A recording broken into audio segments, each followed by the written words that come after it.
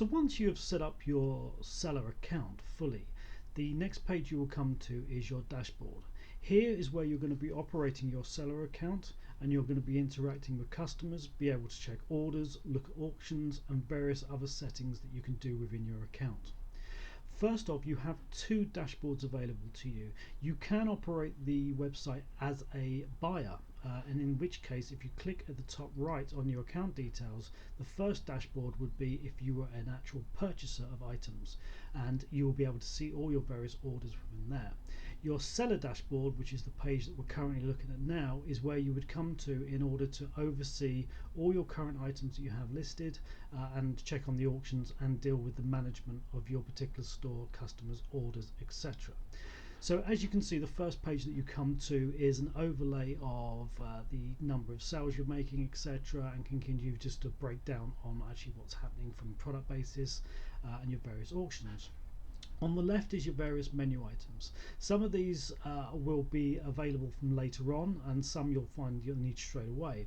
So the first one is media. This is basically your library to where you actually store or upload all your media items. Media can be anything from images to video or any other PDF documents that you want to add to each auction item or product item. So you can refer back to this and you're able to delete content or add content from here. It's a very straightforward system. It works the same as most computer systems, where you can simply just add the different images, and you'll be able to delete them and actually be able to see over here and check your size. Each of our accounts comes with unlimited storage, so you're able to add as many as you want from there. So the first page that you will come to is your products, and if you click on products direct, you would end up getting your entire list of current products that are actually listed. As this is a new account, we don't have anything listed at the moment. However, if you click on the add new section, we are taken to our product add page. Now there's two possible options here of how we actually list a product onto the site. The simple product is for anything that you want to make a straightforward sale for. This is have no access to the auctions, and it will simply allow people just to simply buy it. It's only one price available. When you select the simple product, you can see the various prices sections, category sections and brand sections that you need to complete, and you'll have the options of adding a master image, and you can also add additional catalogue images.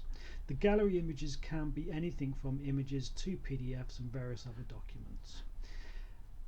Coming down, we look at the two areas of our product setup.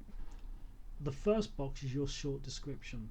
This should just be a simple one-liner or a few lines of text which just really describe the product in a more sales tone, and really highlights what it is the product you're selling. For a more detailed description, you use the description box down here, where you can complete as much detail as you like, and what information you'd like the buyer to have. As we come down, we have what's called attributes. Attributes are variations and choices that the customer can have, and will help the customer be able to select the product by using filters. So not all attributes are obviously required, so depending on your actual product, you're able to select the various attribute that is correct. If we select tonnage, we can then go into the range and we can select what other tonnage is actually relevant to that particular product. And visible on the product page is ticked because we want it to display to the customer themselves. And again, you can actually take these off at any time, so you can add and select as many of these attributes as you like. So when we come back up here, the other option that we have is to actually set the product as an actual auction. The change here is a few different category changes, and we have different variants to things like brands, categories, and again we have standard product title, and again we're allowed to add an image, and we can allow different media images from here. So if we were to add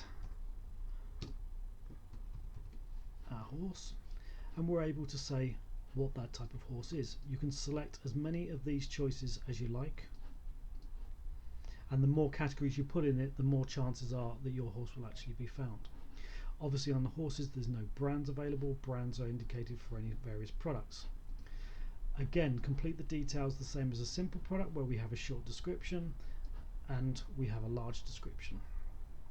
And down here, because we have an auction, we have various different add-ons that we need to apply to the product itself. So the first one we come to is the item condition. Now again, depending on what you're selling, you'll have the option of new, used, or not applicable. Not applicable being used for things like horses, etc., because they can't be conditioned as new or used. Auction type, you have two choices. Normal auction is the same as your standard eBay type bidding, where the highest bidder will win the auction at the close date. The other option is the reverse, where people will indicate the lowest that they are prepared to pay, and at the end of the auction time you're able to select how low you want to, or you're prepared to let the item go. As default, proxy bidding is set as automated. This proxy bidding just effectively allows people to apply their maximum amount that they're prepared to bid, and the system will automatically bid them upwards in order to win based on their proxy. They do not have to manually enter their bidding on every time. We recommend that you leave this on the default. Obviously, if you take this off, then they would require manual bidding, and the process is a little bit more complex for them to do. So the starting price is obviously, this is the minimum that you're prepared to accept for the item, and the bid up allows you to select the increments in which you wish the bidding to go. We would recommend normally around about the £100 mark. However, you can indicate lower or higher, but again, obviously the auction bidding would become less or become more complex depending on how you set this. However, we would recommend £100 as a default bidding. The reserve price is your option to be able to set the minimum that you're prepared to accept. So although the bidders will achieve this, obviously they'll be indicated that the reserve or your preferred reserve is not been yet reached, and if the reserve price isn't reached, then the auction will fail if the time expires. In addition, you are able to set a buy now price, so you can indicate that you'll be happy to accept a certain amount of money for the item to be purchased, in the same way that eBay and the other auction sites work. So we can set our auction date, and that can operate from today, or we can actually place it to be auctioned and started in the future. If you place a future date, then obviously the system will actually automate that process when that date comes across. And in addition, you can actually expire the auction date as well, and you can set how long that you wish the auction to run. Automatically relist auction will be available depending on which package you purchase, but its feature basically just means that you can automatically assign that you want the auction, if it fails, to relist itself, and how long you want it to after it failed. Relist if not paid after, so again, if you haven't accepted it there, you can relist it from that. And again, you can tell it to how to relist the auction duration in how many hours. Once you're happy that the item is complete from an auction process, then you repeat the same process with the attributes.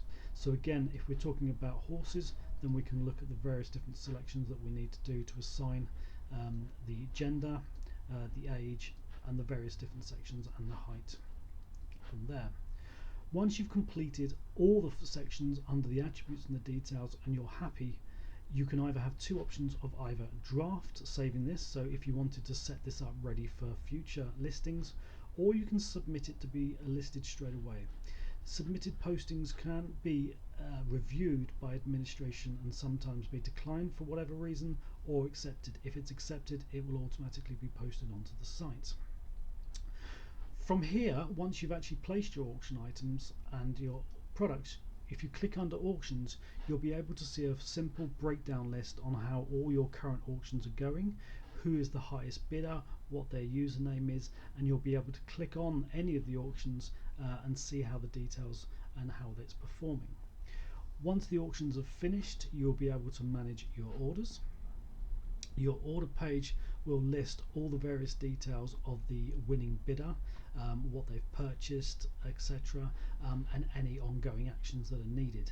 This is how you effectively manage your order process from here.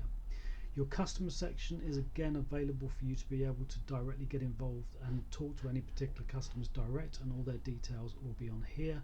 You'll be able to see how much money that they've purchased off to you if they've made numerous purchases, and be able to see what their last order was. Adding to my store is the section that allows you to add various different products that you've already indicated, and you can add them to your store itself. To go back to the stores and change any of the actual store setup, in your settings sections you can have all the options as you did when you came into the initially set up.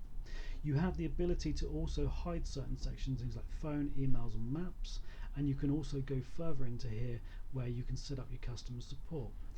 If you wish to not be involved in selling at that point, you can also have and use the vacation mode, which allows you to enable a certain time period where your seller account will come offline. And you simply, when you come back off vacation, you can simply put this back. Instead, you did have the option here of where you can actually still appear on listings, but you can disable any purchases during your vacation period as well. Followers allow you to keep an eye on people that are actually following your account, and again you're able to see the details from there. And reports are indicating how much from a sales perspective, and here you can actually drill down into date ranges and be able to see much more details on how the performances and sales are going. Your ledger book is a little straightforward outlook on how things are possessing from purchases, your total earnings, etc. from that. And if you want to come out of your account, you can simply log out.